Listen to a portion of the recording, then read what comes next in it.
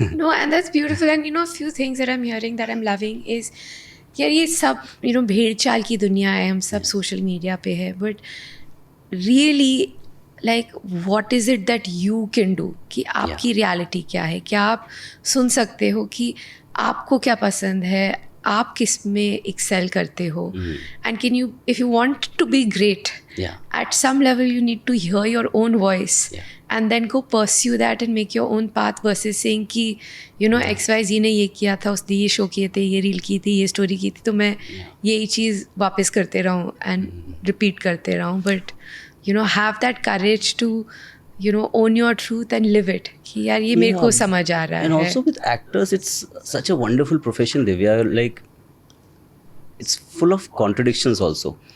And जैसे मुझे लगता है कोई बहुत अच्छा वर्ड अगर एक्टिंग के प्रोफेशन को लेकर है तो वो है संतुलन.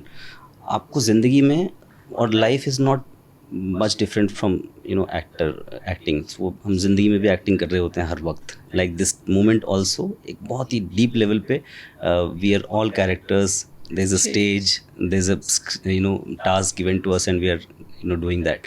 सो कॉन्ट्रडिक्शन से इसलिए मैंने कहा क्योंकि कई बार ऐसा होता है कि आप अपने आप को बहुत सीरियस लेने लग जाते हैं, तो फिर वो मौका है जब आपको थोड़ा सा पुल बैक करना पड़ता है और कहते हैं नहीं नहीं ठीक है, लाइफ ही है, आप किसी की ज़िंदगी नहीं बचा रहे हो, आप जी रहे हो, ठीक है. क्योंकि उससे भी काम नहीं बनेगा. एक्टर को रिलैक्स होना बहुत ज़रूरी है. स्क्रीन पे जब आप परफॉर्म कर रहे हैं, even to perform a tense scene और समथिंग वेयर इज़, जहाँ पे बहुत टेंशन है, वहाँ पे भी आपको बहुत रिलैक्स रहना पड़ेगा. तो कई दफ़ा आप एक्टर सबकॉन्शियसली अपने ऊपर बहुत ज़्यादा प्रेशर ले लेते हैं. जो आपने ग्रेट वर्ड बोला ना, to come across as great actor और ग्रेट परफॉर्मर, वो काम पहले का है, वो प्री प्रिपरेशन का काम है. जब आप काम कर रहे हैं उस वक्त अगर आपने ग्रेटनेस अचीव करने की कोशिश की तो फिर आपका फोकस हिट गया, then you would not be in the moment, and the entire struggle और the entire fun is being in the moment, living it as if the life is happening to you right there.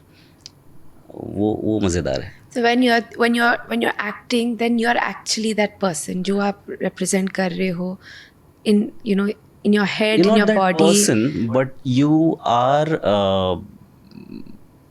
believing that you are in that situation more than being that person. You are a human being who is in this situation, so you tend to believe in the situation more. Do whatever it takes to believe in the situation. If you don't believe in the situation, nothing will look convincing. That's beautiful.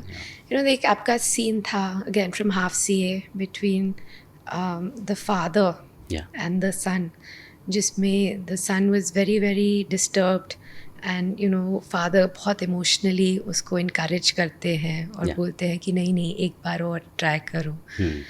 And I think it's beautiful because it had this father and son का emotional connect जो I think in our society होता नहीं है. एक बहुत strict image होती है father की कि बात करना होता है तो मम्मी से बोलो, मम्मी पापा को बोलेंगे, फिर वाया बात होती है. But I think a father has such an important role, and even father son relationships, अगर आपको उनसे मोटिवेशन मिले, there is so much strength that we can create. So what was your relation like with your father? उनके साथ उन्होंने आपको motivate किया था, and what do you think about this relationship generally?